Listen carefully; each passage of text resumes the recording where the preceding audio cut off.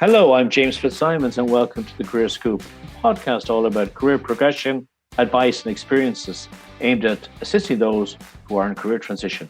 Today my guest is Director of Roadman and former Irish pro-cyclist Anthony Walsh. Anthony began his career in the field of law, having trained as a barrister at the Honourable Society of King's Inns. After completing his training, however, Anthony decided to transition into full-time cycling.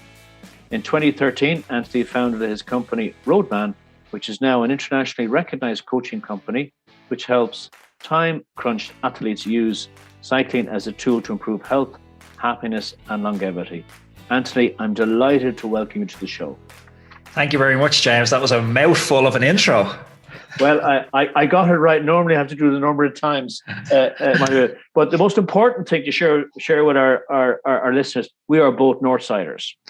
We are both Northsiders, and I haven't sold out. I'm still on the North Side. Well, you are a massive sellout and a shame to the Northside community living out on the South Side. Well, I didn't expect to get that, but I should have expected that retort there. However, I'm over here as a spy, and I'm true to the brand. I still wear white socks when I'm out, which from the South Side really doesn't go down very well. Very good. As long as you don't start pronouncing TH and you still call your friends with O at the end. Damo, Deco. Oh, I do that. You do that. So listen, I mean, let's get to it. You have a really interesting bio, pro cycling. Tell me about that. The journey to it, the journey after it, and now. I suppose my journey into pro cycling is probably atypical of a pro cyclist. I was a soccer player, and there's actually a scene out of Happy Gilmore where Happy Gilmore always wants to be that hockey player, and he ends up being a golfer, and he's signing on for golf tournaments saying, "Hey, I'm a hockey player, but I'm playing golf for today." I kind of felt like that at the start with cycling, where I was always self-identified as a soccer player. I played, won All-Ireland with Bohemians, won Super League with them, firmly had my eyes set on a career in soccer all the way up until university. And then soccer's a funny sport because at the age of 18, if you haven't made it pro, it's almost time to retire. So you don't get many good soccer players playing past that at an amateur level because it's crazy to think your life in that sport is over at such a young age if you don't make the transition. So I stepped away from soccer around university time and kind of just picked up cycling initially to rehab a couple of injuries and just stay active and get that endorphin release that we all love from sport. And it went from there where I just graduated and got a little bit more serious year after year. And, I'd probably spent more years in third level education than anyone should. 7 years between my undergrad, master's in law, and then the professional qualification. So I was really like Benjamin Button. I was just fighting this need to grow up. So I was trying to perpetually stay in college. And towards the end of college, the cycling, what started out quite recreationally, had morphed into racing, which had morphed into international competition. And I was competing now against professional riders and amateur riders on a weekly basis. And I was just getting better and better and better until the point where I graduated from King's Inn. And at the same time, I was representing Ireland. I was doing some pro amateur races. And I got an opportunity to go and race for France, a team called Super U, Apogee Super U, in a little town outside La Rochelle called Pont. I know you're a native French speaker, and it took me a long time to learn you don't pronounce the S's there. Yeah, David. And tell me, because Ronan O'Gara is there now coaching La Rochelle rugby. Yeah, that was probably 20, 30 kilometers from where I was staying. But this was back before, I'm aging myself here, mid-30s, but there's been massive technological advancements since then. I didn't have an iPhone then. They were out, but I couldn't afford one. And so there was no maps on your phone. You take it for granted when you go abroad now, and especially when you're on your bike, that you have a Garmin with maps, you have a phone in your pocket with maps. But I remember in broken French trying to find my way home to this town and speaking and not pronouncing the S's. I remember one day just broken on the road, and I was trying to say where is Pont? But I thought it was Pons. So I was like, où est la Pons? And the French are looking at me like, Pons? And then they're like, oh, Pont. I was like, I fucking said Pont. That's it. So, but I mean, like you arrive over from Ireland into a whole different world. So tell me about that, and when did you realize what it was really like to be a pro cyclist? I really had a nice experience in France, and I can contrast the two different ways of getting into pro cycling with my housemate I lived with, because my housemate was an Irish guy also from Meath, a very good friend of mine, Aaron Bugle, and he dropped out of school to pursue a career as a professional cyclist. So he dropped out of school, obviously hadn't gone to university, but I'd finished and had my King's Inn professional qualification under my belt at this stage. So we were both on the same journey, trying to make it as World Tour, which is the top ranked professional riders.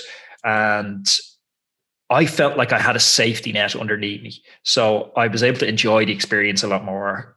Every race I'd go into, if I had a bad race, I could still say, you know what, worst comes to worst here, I can go back to Ireland, I can live in my parents' house for a couple of years, and I can start practicing the law and build a career and a life for myself.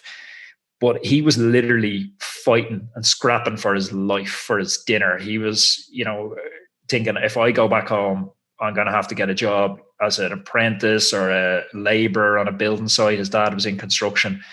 And it put a lot more pressure on every single performance. And I know, they say pressure makes diamonds, but also pressure takes the enjoyment out of it. Because I find with a lot of stuff, you can get so wrapped up in the goal of trying to become a professional that you forget to enjoy the journey along the way. And it's a special journey, getting to live in a foreign country and race your bike and get paid, I'll bet, modestly for that. But when you have that underlying pressure, it really takes the fun out of it. And I felt like I had a really nice French experience because of that safety net. When you talk to a lot of Irish riders, they'll speak about how hard France is, no money, hard racing week after week, the pressure of trying to step up to the next level. But it wasn't my experience at all. I loved it out there. That's great. And tell me about the kind of the athletic competition of it. So that's what it's about, to get up the levels. And so is it DNA? Is it your body, your ability to process oxygen, your mentals? I mean, how did you get it? When you got into it, you got there, what was the regime like? And then when did you realize I've hit the ceiling? You know what? There's a good book, and there's a lot of debate about this sort of nature versus nurture. Is it something, is athletic talent or is musical talent or any of these things, are they God-given? Are they inherited from your parents or are they acquired? And there's a book called Bounce. Matthew Syed, I think, is the author's name. And Matthew Syed writes beautifully about the idea of purposeful practice. And if you purposefully practice anything for 10,000 hours, he advocates that you can get to a world-class level with 10,000 hours of practice. Now, 10,000 hours is a lot of hours. You're looking at probably 8 to 10 years for anyone going full-time on a sport. But there is a lot of critics of his work that feel like, he diminishes the role of genes and inherited talent in that. But I've always felt that hard work will get you a long, long way. And when we look at the very top echelons of the sport, when you see, Tour de France has been lost and won by 5-10 seconds. Yeah, I feel there's talent there. I feel that's inherited, that's splitting the difference. But I feel like this idea of I can only get so far because I have poor talents, or I'm big boned, or a lot of time they're just cop outs. Hard work gets you a long, long way. And for me in cycling, I never felt like I was talented. I felt like I worked harder than everyone else at every step of the way. Like, peer comparison is dangerous in a lot of ways, but I always like to use peer comparison as a yardstick to measure my work effort. So even as an amateur coming up, if guys were riding 10 hours a week, I like to try and ride 20 hours a week. Then when I got to full-time level, when guys were riding 20 hours a week, I like to ride 30 plus hours a week. And hard work just took me so far in sports. And I felt the same in law. I never felt like I was particularly bright, but I felt like I put in long, hard hours when I had to, and I figured out kind of smart solutions to it. And that definitely took me a long way over there. So, we could nerd out on oxygen transport capabilities and all that stuff, but I don't feel it was that relevant. I feel it was more roll up the sleeves. So for that young graduate or someone leaving school now who's in COVID, is feeling flat, what do I do with my life? Where do I go? using what you talked about there of I suppose it's a work ethic. That's an old-fashioned word, work ethic, which it's a dated word and it means many things to many people. But how would you put a spin? What would you say to them? How do they get themselves moving one step at a time, two steps, just moving, getting themselves forward, and maybe link it into obviously some of the work you do now with your clients? Do you know, there's a beautiful French word, and I know you're a French speaker. I'm not even sure if you'll know it because it's like a colloquial one that's used just within cycling. It's called le métier. Have you heard this word? The profession, yeah. Yeah. So the job, the life. Yeah. So we use my understanding of it was like the profession, but also the process that goes into crafting that profession, the dedication and the application to your craft. And so you would often get from your director 4 hours into a 6-hour ride and it's pouring rain and you want to go home and you'd be out the car window just like le métier, le métier, le métier. Just hard work, dedication. This is what it's about. There's a process to get there. And often people don't see the process. They only see the finished product. And we see this in everything with, entrepreneurs who are lucky enough to go on and sell. I know you've sold a couple of companies, and people see the event at the end of selling the company, but they don't see the process that goes into that. And for me, that's le métier. So, if you're just finishing school, it's such an amazing time. I'd love to, get in the old Doc Brown time machine and get back to just finishing school, because you can literally do anything. You can put your mind and say, I'm going to be an athlete, I'm going to be an academic, I'm going to be a musician. And with no prior talent, no prior experience, if you just take this idea of le métier, I think you can go very, very far in anything you choose to put your head to, regardless of, leaving cert points, because it's such a poor way to measure the different ways people are smart. And would you think, now being a little bit older, that companies and maybe workplaces or life are looking upon those old measuring tools, which are outdated? We both agree on that, and looking at that human in front of them. Who fronts up? Yeah, I suppose it's still. I don't think the idea of leaving certain traditional education, I know it's very fashionable to hate on them at the moment, but until we have a better system for filtering, it still shows, an ability to put your head down and focus on a task, even if that task isn't maybe relevant further down the road. I know a lot of people are like, oh, maths, what am I ever going to use that for? Or Irish, what am I ever going to use that for? But, you've run businesses and, you're looking for talents that can take a problem, work independently, solve a problem and get a result. And in a lot of ways, I have a friend actually who he 7 years it took him to finish his PhD. And it's funny because he studied Tudor Mary's reign in Ireland, and Tudor Mary, this period he studied was only 5 years long, and it took him 7 years to study it. So he actually could have lived the period and had 2 years and change.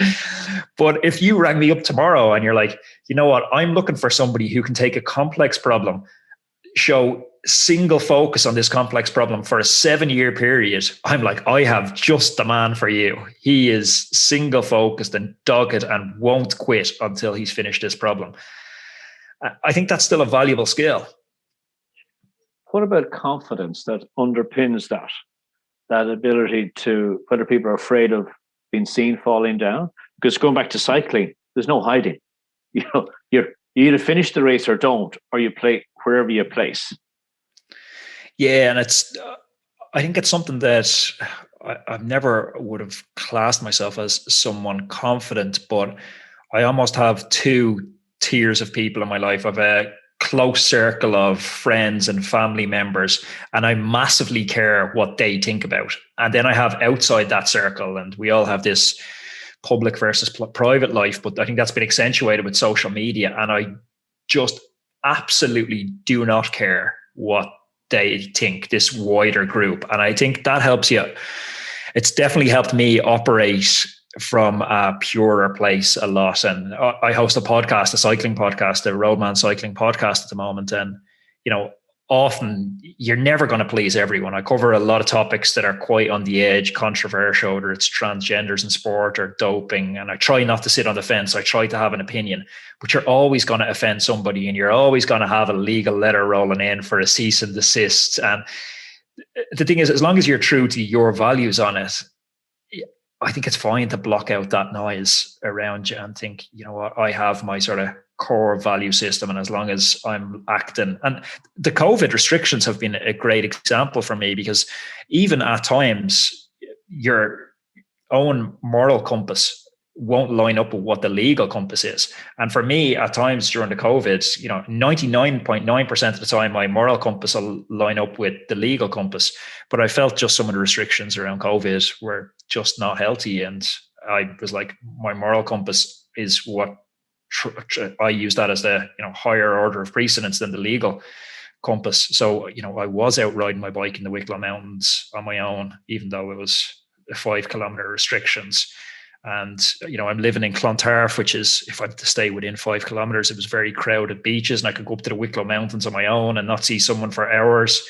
I felt it was safer. I felt it was better for my mental health, and I made that judgment call. And I think having that narrow group of people and having your own sort of moral set of guidelines is very, very helpful. And that builds that, to circle it back to your confidence question. I think that's what gives you the confidence to operate, because decisions become binary. Is this in line with my set of values, my moral compass, or isn't it? And how do you know what your moral compass is? Or how does the younger person find their moral compass? I suppose it's largely flying through experiences. You grew up in North Dublin, and I remember we did a social in St. Paul's. It was our teenage disco, and immediately some things the peers were doing just didn't see it. I didn't enjoy them. It was, drinking cans in the park, and everyone was doing it, but it just never appealed to me. And I would do it to fit in with the gang for a period. But, as I took some time and reflected back on it, I go, you know what? I'm not enjoying that. That's not bringing me happiness. I preferred being on the seafront playing football. So you start just picking your way through and aligning yourself. I think that old saying is it where you 2 or 3 people closest to you have such a huge impact on your life. I think you find your tribe as you sort of navigate through life. And I think don't be afraid to be ruthless and cut out those people in your life that are, aren't aligned with your values, or, if it's, whether it's, small petty criminality or antisocial behavior. The North Dublin joke, Ireland's quite unique because geographically, Clontarf's a lovely area, but we're 4 or 5k from being very, very working class areas. And so petty criminality and that sort of stuff is never far from when you're growing up at 15, 16 years old. But I think be ruthless and say, that's not bringing me happiness. This group of people isn't bringing me happiness. This tribe over here is more aligned with my values. And the internet's been great for that as well. And, before, if you were into collecting, I don't know, top trumps, dragons and dungeons, you might have one guy in the school who was into it and you'd go and hang out in the corner with him. But with the internet, you can find that one guy in the corner is now a big thriving community, and you can really find, the tribe that has your vibe. So I suppose what you're sharing is that just be yourself. And most of us know when we do wrong, or we do kind of stuff that maybe not antisocial to that extent, but maybe it's not right for society or the people we're mixing with. I think most of us probably know that. And it resonates what you're talking about. I was actually out in Hoth the weekend, and I was surrounded by hundreds of people. However, back in my own house, I might be able to have 2 people into the garden. It just didn't wash. So I would like to be trusted, that I have a set of values that I'm not going to mess around and respect. Obviously, COVID is not a nice thing for people to get, and people die from it. And maybe our government now needs to trust us now, because we can't keep going back to this lockdown. It's a binary thing that's proven necessarily not to work. That's some people's fault, but it hasn't been actually severe enough to make that work.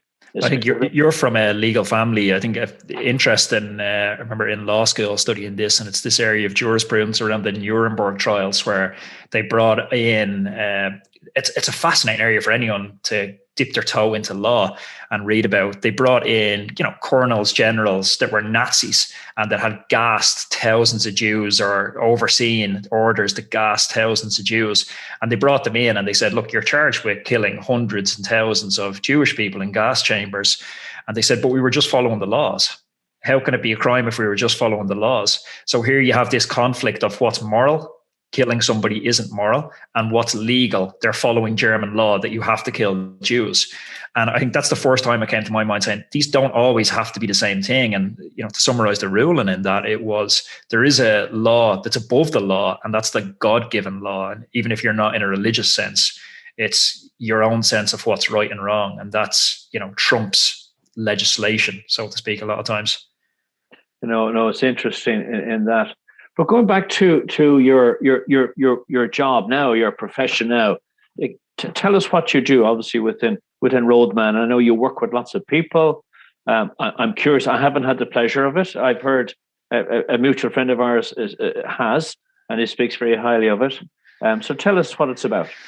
So when I was getting started in cycling, I was kind of looking for, I was looking for the equivalent of your Leaving Cert nutshells, your summary books to get you there a little bit faster. So I sought out, mentors who were ahead of me in the journey. And one of them was a professional cyclist, rode with Sky, Michael Barry, a good friend of mine now. And he said to me, look, I've made a lot of these mistakes. You don't need to make these mistakes again. This is an easier path to take. Don't do these sessions, rest on these days, add in this strength training, do these type of workouts. Don't do this stuff because I've experimented with this and it didn't work. So that short-circuited my progression, or shortcut my progression quite a lot. And then I had friends who started a few years behind me, and I was able to pass on this advice to them and say, look, I've actually tried this, and with a 99% certainty, this is what's going to happen to you, and it's going to be a waste of your time. So you can spend the next 4 or 5 years trying things and running down dark alleys, or I can kind of show you my playbook for getting there a little bit faster. And so I mentored a few of my friends that were trying to become professional cyclists and helped them out and showed them the sessions to do, when to recover, strategies around food, eating, lifestyle. And it went brilliant for them. And this was a time where I always say the Roadman was born of necessity. I didn't know anyone who was an entrepreneur. Business has kind of become cool in the last few years. It wasn't cool then. Like if you were a businessman, like early 2000, you were wearing a suit, you were a briefcase, you weren't sporting tattoos and, trading cryptocurrency. It was a completely different thing. So the idea of being an entrepreneur or a businessman wasn't something that I was, chasing too hard, but it was born out of necessity because I'm from a middle class enough family. And while I had an amazing upbringing, my parents didn't have the money to say to me, here's your King's Inn tuition covered. I had law school loans and they were all deferred when I decided to go away professional cycling. And my salary was quite poor at professional cycling. Like in France, I only earned €50 a week, which is just enough to cover food. And, I went to America and Canada and earned a little bit more, but I never earned enough to cover my food, living expenses, and my law school loans that were about to kick in. So about 2011, I needed to figure out 2012, I needed to figure out a way with an internet connection and working remotely to generate some extra cash if I wanted to keep this cycling dream of being a professional alive. So I started charging for cycling advice and coaching and mentorship. And that's where the coaching company was born. But I had an interesting pivot around 2016, I would say. I was up to that point coaching aspiring professional athletes, young kids who are on the way up. And from a business point of view, there's a problem with that because you're trying to sell a service to people who have no money. So it's always going to be difficult. But it was a friend of mine, he was an expat in Qatar and he's from Tipperary and he played GEA back in the day, but he was 45 years old at that point, or maybe 50 years old. He was carrying a lot of excess weight. He described himself as a social drinker. Any non-Irish listener would probably describe him as an alcoholic. He was drinking 4 or 5 times a week. I have to defend your friend there. I think that's slanderous about a certain generation. But yes, I take your point. So he's drinking 4 or 5 times a week. He's eating bad food that he doesn't know is bad food, but he's getting into cycling. And he convinced me, he said, can you do all that stuff you're doing with the kids and the pros? Can you try that on me and see what happens? And I was like, you'll die. This is like, you can't do this stuff. It's not for, men in middle age. This is for elite athletes. And he's like, come on, just try it. So anyway, long story short, I tried it on him and it was an amazing result because these professional cyclists are aspiring professionals. You're doing everything and you're tweaking performance and you're getting maybe a 1% performance improvement. But this new demographic of 40 plus year olds, typically males, when you start putting the nutrition pieces, the strength and conditioning pieces, the lifestyle changes around sleep and, habits around mitigating blue light and using cold therapy and strategies like this, when you put this onto that demographic, they've never had exposure to this, or their body has slipped so far that they don't make a 1% gain in a year. They make a 40% gain in a year. And that's when I just thought, oh my God, I never seen this coaching as a career, because I thought, it's a stopgap until I go back to law. But it was just when I started seeing I'm actually making an impact on people's lives here. And that one friend, he went on to get promotions, met his new wife, his confidence was back. And, he was even confiding to me, and he killed me for saying, look, I'm back having sex, and I haven't had sex properly in years. It was properly life-changing for him. And I just got such a kick out of that. And that was the new direction I wanted to go with the company, where, as corny as it sounds, trying to be a small little part in somebody's narrative, trying to be that fork in the road for them. That's a huge, what's the word I'm going to use? That's a fabulous place to be, because there's complete trust, obviously, that comes into that relationship. And then and it's not just about physicality, there's the mentals there, the emotions, someone's soul. Because if you're in that space, you're stuck. And so, what's the when you're with somebody, sometimes you got to push, sometimes carrot and stick. Everybody works slightly differently. What's your styles? Or you read somebody? Yeah, but do you remember back when you were like 18, 19, you'd look at people that were 40 years plus, and you just think they have it all figured out. They have a house, they have a car, they have a family, they have it all figured out. And I think we're in an age back then when I was 18 and you were 18, where the people who were 45 years plus, they didn't talk about it if they were unhappy. They just got on with it, and they rarely made lifestyle changes. They were on a path, and they just sort of stayed on that same track, for better or worse, until, the end of their days. But I think people have started talking more openly about mental health and about not being happy, and had a willingness to change in the last 10 years. And so I think that awakening really made possible what I do, because if I tried to do what I'm doing 10, 15 years before I started, I think there'd be too much reluctance to change. There'd be too much shame associated with starting again. And I think start again is such a beautiful concept. And I've tried to, last few years, I've got into meditating more. And this idea of start again, I tell myself so many times, I could have a day where I wake up and I'm just not on it in the morning, and I can't get going. I've just scrolled on social media. I've had some bad phone calls, and it's 1:00. You don't have to write the whole day off. Just because it's 1:00 doesn't mean from 1:00 until bedtime can't be the best day of your life, if you just have this willingness to start again. And we see it in sport all the time. I could be 2 hours into a 3-hour session, and it's been the worst 2-hour ride I've ever had. I've crashed, I've had mechanicals. There's nothing to say that the last hour can't be the best hour I've ever had. So what happens in the head to make that happen? Because it's a head thing, I presume. Yeah, it's a head thing. I think it's an awareness for me that some stuff has happened out of my control, and I'm going to draw a line in the sand, and I'm going to move forward. But it's understanding that, I suppose it's this field of consciousness, and understanding that stuff is happening all the time inside this field of consciousness, whether it's sounds, whether it's, crashes, whether it's emotions, they're all on the field of consciousness, and we're in control of all those. And we can just draw a hard line in the sand and say, boom, right now it stops and it changes. And so I don't need to invest in that 2 minutes, hour, 2 hours of stuff that's just discommoded me. I can let go of it, and now it's fresh.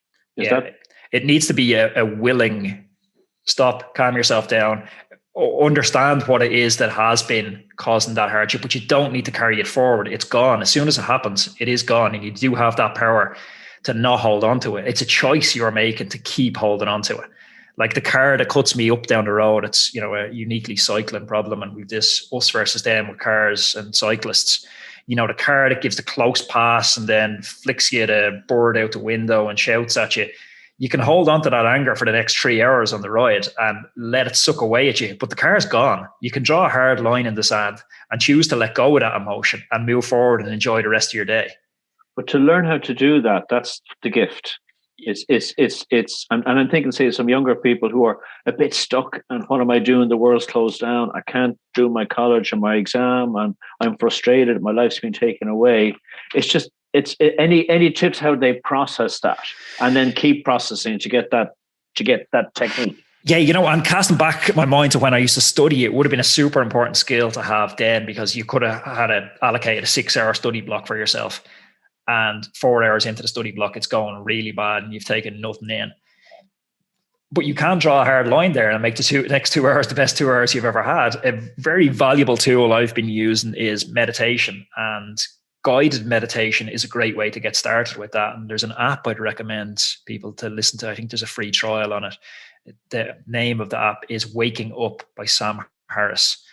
And it's a great way to start understanding your mind, because everything is, it sounds very hippy dippy woohoo, and it's almost difficult to say coming from North Dublin, but our mind is how we frame up every experience, good or bad, and our mind is how we're doing that. The idea that you've saved a lot of money in your bank account, that's only a good thing because your mind is telling you it's a good thing. Every experience we have, a sunny day, we're framing it as good. We're framing bad weather as a bad day. We get to choose if that's a good day or a bad day. We get to choose our reactions all the time. I have a friend who's visually impaired, and I learned this lesson from him a lot. And, I've been friends with him for a number of years. And there was one day where he really just cemented this idea of we get to choose our reaction to stuff into my head. And we were in Spar getting a coffee, real glamorous Northside stuff there, getting your coffee in Spar. And we were at the counter, and he had one of these, these polystyrene cups, and he put it on the counter. Now he's almost completely visually impaired, but he can see shadows and things like that. So he got the coffee cup and he put it on the counter, and he put it on top of, these credit card machines they have for tapping. So it obviously was unbalanced and tipped over and spilt all over the counter. And he was like, he probably mortified. He never said, but it spilt all over the counter, and, he apologized, and the girl cleaned up, and he got another coffee. And, I just didn't know how to react. So I just left it and, paid for my coffee. And I was chatting to him about an hour later, and I was like, is that real difficult being visually impaired, and you drop the coffee on the counter, and it must be so frustrating? And his response was brilliant, and it stuck with me for a long time. He's like, have you ever spilled a coffee? I said, yeah, I have spilled coffee. And he's like, why did you spill a coffee? And I was like, I don't know, maybe inattentiveness. I put it on the edge of a table and it should have tipped over. And he's like, inattentiveness. He's like, that's how I spilled the coffee, inattentiveness. I've been visually impaired for long enough that I know if I'm going to put something down on a counter, I need to use my left hand to clear the counter, make sure the space is flat. Then I put the coffee down. So I didn't spill the coffee because I'm visually impaired. I spilled the coffee because I was inattentive. And he said, I get to choose every action I take. I get to choose whether I attribute that to my visual impairment, or I get to choose whether I attribute that to something else that's, a trait associated with someone with full sight, like inattentiveness. And I just thought it's such a brilliant concept. And I've taken that concept to try and do the exact same thing, where I get to attribute my meaning to stuff. Wow, that's very, very simple, very powerful. But yeah, you learn some great lessons off, he's a good friend now. So I've learned some brilliant lessons, traveled abroad across Bali and stuff with him, and really learned lessons around, restrictions that people put on people with disabilities, and most of them are imagined. Yeah, we have a wonderful guest, Colin Judge, who's hopefully on his way to the Paralympics in Tokyo. He's a table tennis player. Brilliant. And he'll be coming live on the show tomorrow, Wednesday. And he's quite a remarkable person. He's an actuary. He's 25, and he was one off Rio, and he's back again. And now hopefully he's one off, but he'll go to a qualifying tournament in Slovenia. But so he Colin has one left arm, no right arm, and no legs. So that's his ability, or as he would call it, or disability. But you get on with it, and then you work around stuff in that sense. But I love that thing about the coffee. Nobody does it purposefully. It just happens. Yeah, and I was on the same track with my buddy's name's Peter Ryan, and I was actually riding the tandem bicycle with him for the last 2 years with the goal to qualify for Tokyo as well. But because Tokyo got postponed, we've decided to step away and not do the extra year. But rode the World Championships last year on the track on the tandem and stuff. And yeah, brilliant to do it with a friend on a tandem, because cycling is such a solo sport and lonely sport a lot of the time. And the tandem, I suppose, I'm in mid-30s now, and it's probably the end or coming close to the end of my international appearances for Ireland. But to do it one last time with an Irish jersey on my back, one of my good friends on the back of the bike, was a really special feeling. Well, maybe when the vets come along, you can rekindle that.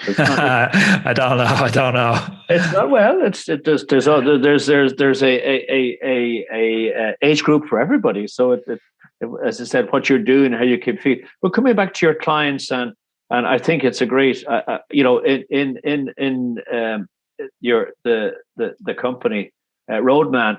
Is it like we'll improve your sex life? Is that the tagline? But I think whoever's listening to this, I tell you, you'll get an uptake in business, and that'll be males and females, and probably males, because they're so that could be a good tagline. But tell me how where that's now, and how you operate, and how people contact you.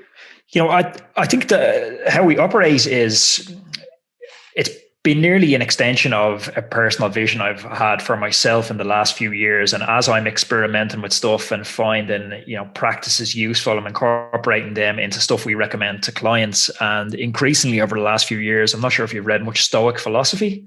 I actually have. I have a friend of mine sends a little bit every day. Very nice. And we have a Friday thought, which we send out to our audience, our clients in Bermuda. Yeah, so for the listeners, to briefly summarize, and James, I'll probably butcherize the definition, but Stoic philosophy is this idea that we're dividing things into two categories: stuff that we can control and stuff that we can't control, and then building daily habits and rituals around the things we can control. So that's very much at the center of what we do with Roadman Cycling. And the website's just roadmancycling.com, and people can check it out, and the links to the podcast and stuff there. That's the plug out of the way. But it's that Stoic idea of focusing on what we control is very central to it. So we try and build morning routines for clients, because I spent a lot of time studying top performers, whether it's sports people, business people, actors, playwrights, literary. And this idea of morning routines is very, very valuable. And the day throws us in thousands of different directions. And a lot of time, they're not directions of our choosing, but the morning is a special time where we get to create momentum first thing in the morning, but we also get to live our agenda, and we can set ourselves up for, success for the rest of the day. And Tony Robbins is a guy I got to hear speaking a couple of years ago, and he was speaking about cold therapy first thing in the morning. And his first thing he does every morning is get up and get into an ice cold plunge pool. And he said he's done this for the last 25 years, every single morning. But he said every single morning that he's about to get into the cold plunge pool, he has this schizophrenic dialogue with himself, where his head will start saying, no, maybe you shouldn't do it today. Maybe it's not a good day to do it today, and start coming up with excuses. You've got a little bit of sniffles today. And then as soon as he hears this dialogue starting to kick in, he takes back control, and he's like, I give the orders. I tell you we're getting into the cold water. We get into the cold water. But why this is so powerful is cold water, is a different conversation. It's very powerful in its own right. But this idea of dominating your thoughts and creating momentum for the rest of the day, because you've swallowed the frog first thing in the morning, you've done something difficult, and you've created a positive momentum. Navy SEALs like Jocko Willink, that's, wrote a great book on life in combat and lessons we can learn from that. He has this idea as well of making your bed first thing in the morning, because you're accomplishing something first thing, you're ticking it off your to-do list, and no matter how shit your day turns out, you come back to something you've accomplished. So it's a positive way to bookend your day. But we build morning routines a lot for our clients, and I find them super, super powerful. Have you ever tried them? Going for a cold bath? Well, just even the idea of a morning routine. Yes, yes, absolutely. Now during COVID, I'm walking a marathon a week, but I try to get out in the morning to first thing, and maybe get some personal reading in that I don't get because I'm working with American hours now.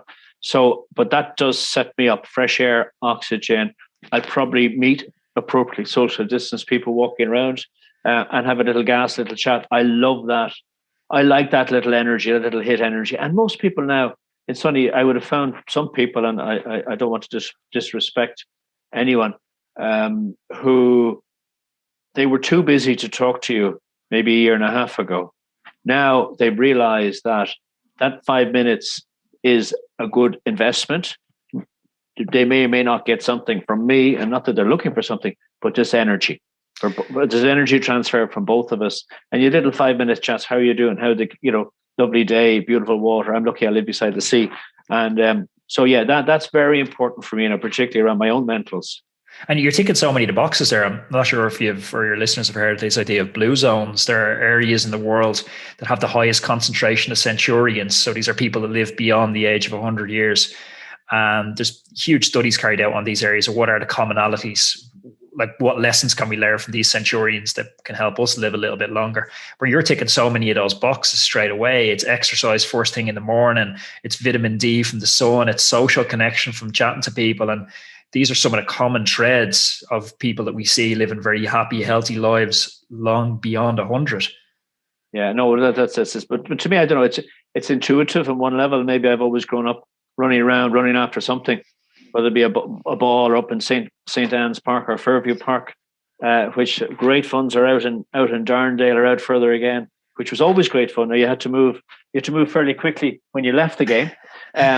But I get into trouble now if I say any more. No, but I think that's so. Any clients going to you, and your clients are from 20-year-old right up to.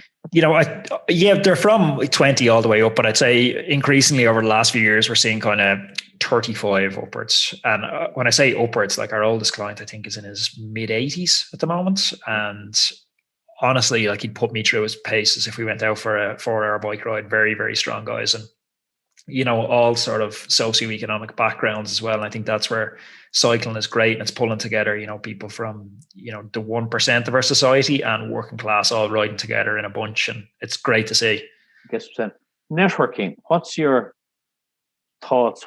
What do you know about networking? What do you think about networking?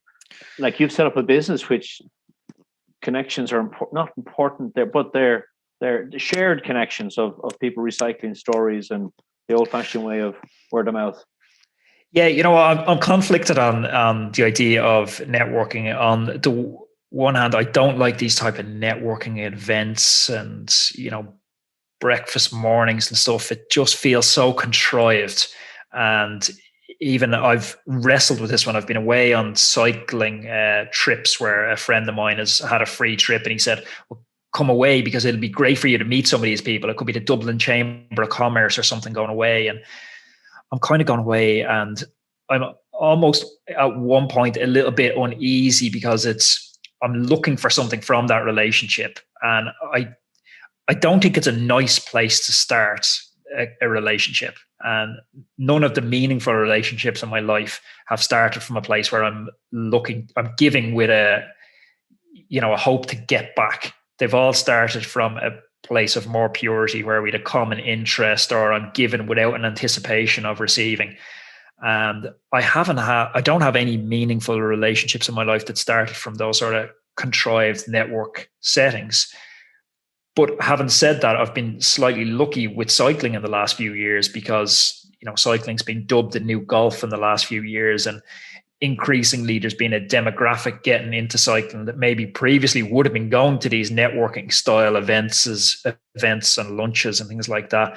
And I've been lucky enough to get to know some amazing people through the bike. But that love of cycling, the love of outdoors, adventure, that's what connected us, not this, not a selfish need to try and say, oh, what can he do for me or what can I do for him? No, and I agree with you. I think my own philosophy is it's unconditional. If I go somewhere, I don't mind who I meet. It could be the waiter. In fact, sometimes waiters are very interesting because they'll actually tell you what's really going on in the room. Now, I'm conscious of your time, Anthony. You've been so generous with it. I've as much time as you need. We can go full Joe Rogan 4 hours here if you want. Well, I'm not sure. I might need a glass of wine, which might be the wrong time to have it at 12. It's actually after 12, but no, in a joke sense. Mentors for you going through your life, whether you knew there are mentors or not when you look back. And you're kind of a mentor now in the role you'd use. I use that, in effect, being that coach. Is kind of mentor, come coach, come guru, come. Yeah, it's a good question, and it's not one I've thought about. And I like this idea of, I think it's a Buddhist idea that people come into your life for a reason, for a season, or for a lifetime. And I've definitely had various people in my life who I'm not close to anymore, but they'll still have a very special place in sort of molding me, or I credit them a lot. And they mightn't even know I credit them so much with turning points in my life. And, be it football managers where, at 16, 17, when you're trying to make it as a footballer, you don't have an eye on anything else. Well, at least I didn't. I was brainwashed largely by, you have a soccer manager who's telling you you're brilliant, you're going to England. You have the school manager who's telling you you're brilliant. You've representative managers for Dublin teams who are telling you you're brilliant. There's no real person in that saying, oh, there's a chance you might make it here. And so my dad was brilliant in grounding me all through that. And obviously for, most people, their father is such an important figure in their life, but definitely a hugely important figure in shaping me as an athlete and pushing me a little bit towards academia without ever being, in a pressurized sense. No one in my side of the family, my dad's, dropped out of school. My mom finished her leaving cert, but didn't go to college. So there was no history of academia in my family. So even going on to third level education was a big deal for my folks. And, our graduation was an important day for them. And then maybe that's what sort of kept me. I alluded at the start that I was 7 years in university. Maybe it was that constantly striving for that parental approval where I was looking, okay, I can do the degree. Now I can get the master's. Now I can get the professional qualification. So definitely father of those early sporting years, and both parents, football managers through the years were massively important to me.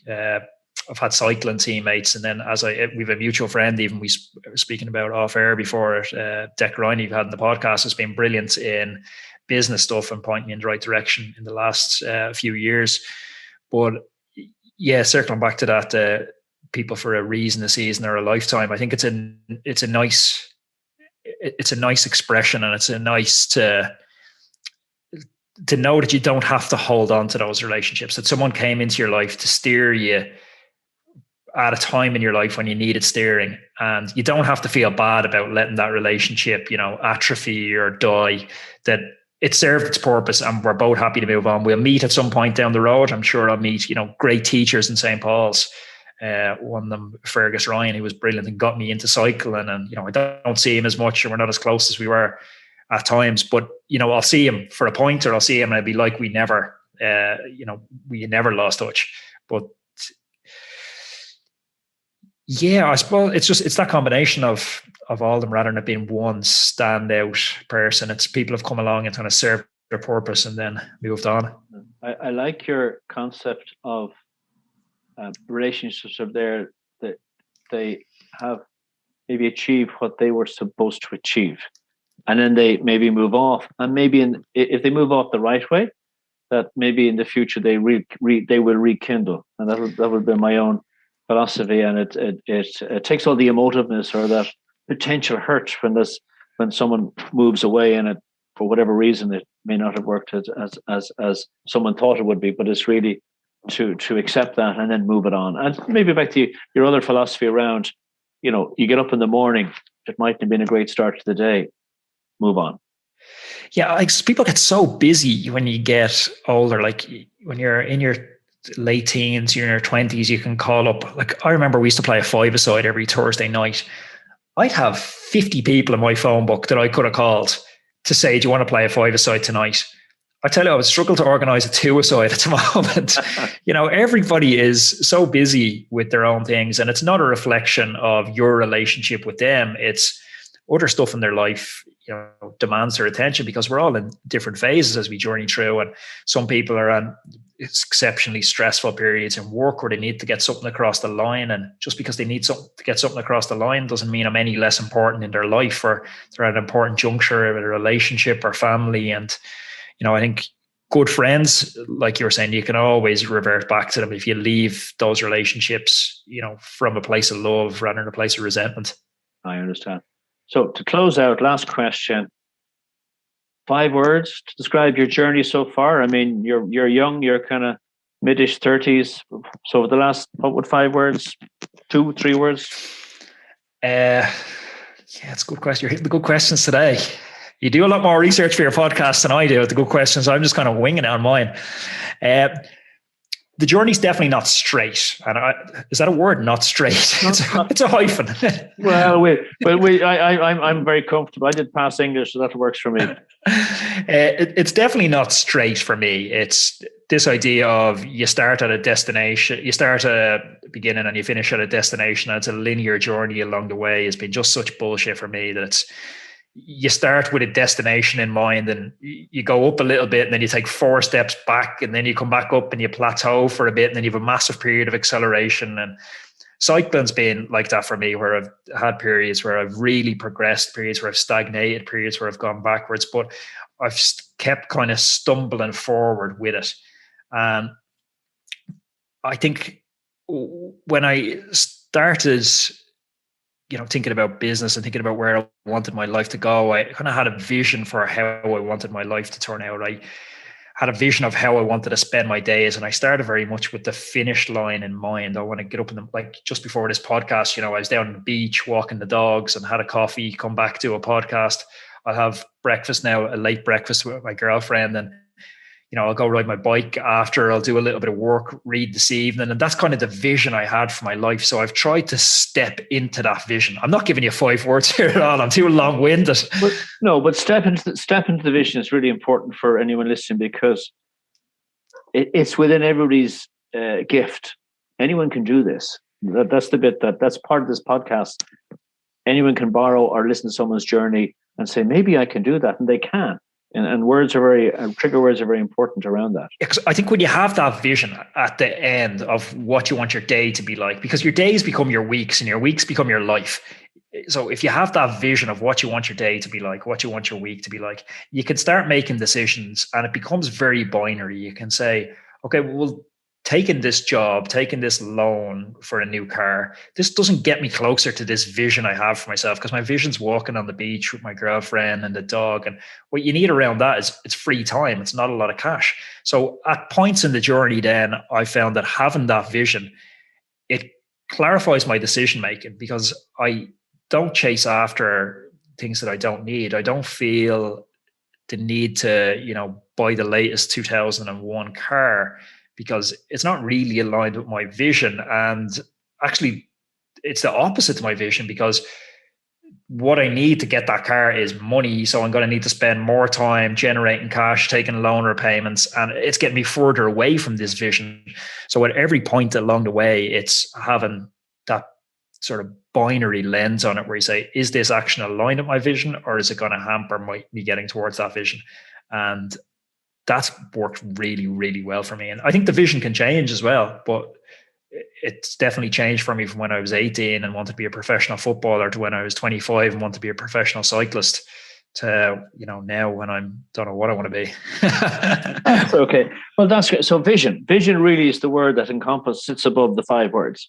Have a vision and then get to the line and look back and figure out how to get to that line. Yeah, and I think it leaves clues as well along the way. Like if you look at somebody whose life you really like, and that's what I'd looked around at friends, looked around at people who are super successful in business and sport, and figured out, well, whose life is just absolutely amazing. Helen Keller has this quote, life is a daring adventure or nothing at all. And I was like, who has this amazing life that's just a daring adventure? They get to do whatever they want, when they want. And I'm like, it's a combination of different people for me. And so I actually wrote it down, and I have a little vision board, and I wrote down exactly what the day looks like, who I'm surrounded with. And then success leaves clues. You can look at those people and you go, well, how did they get there? And now let's build it backwards. Let's reverse engineer the process of getting there. And let's just step through that little blueprint we've made for ourselves to get there. Really, that's fascinating and very, very simple on one level, but quite complex. But for someone to think about that and to that footprint of how someone might embrace that part of their life, fascinating. Anthony, I think you've been fabulous today. I've really enjoyed how you've shared your journey, which has been from professional footballer, semi-pro, professional footballer to top of what you could be as an international cyclist, to now to be nearly wearing a wig in the forecourts down there and making probably the right call. I get into trouble for this. A more interesting call maybe, and obviously what you do now with your living, and you are supporting people and helping them maybe enjoy their living, enjoy their day a little bit more. I'm probably murdering that last line, but that's my sense for what you do with your clients. Yeah, I think that's a fair representation of it, and I just try and instill in my clients the stuff that I'm finding useful. And I love to read, and I'm doing another course at the moment, so I'm not getting to read as much as I like. But when I do read something or I watch something and I try and apply it into my own life and out for works, I'm kind of using myself as my one-man beta group. And then I'll say to the clients, you know what, actually, I've tried this and it's working super well. It's giving me more energy. It's bringing me a little bit more happiness. Let's try and incorporate this, and I'll build it out into a smaller beta group, and then we'll roll it out across all of our clients. But it's very much a game of trial and error and trying to figure it out. But that idea of success leaving clues is very important, because there is people further down the line who figured out what you're trying to figure out right now. And you don't have to make all the mistakes. You don't have to run down a blind alley for 12 months and figure out that startup is not for me. You can talk to people who have lived the startup life, and you can figure out their experiences, and you can go, you know what, that experience isn't for me, and let other people's mistakes, learn. There's a great quote to finish on. It's something like, it's important to learn from mistakes, but they don't have to be your mistakes. I love that. On that, Anthony, thanks so much for coming on board to talk to our audience on the Career Scoop. And I look forward to catching up with you, and we can have a cup of tea and maybe continue this conversation offline. So I think we have a lot to talk about. Jez, thank you very much for having me. I look forward to maybe getting something a bit stronger than a cup of tea with you soon. You're very welcome. Cheers.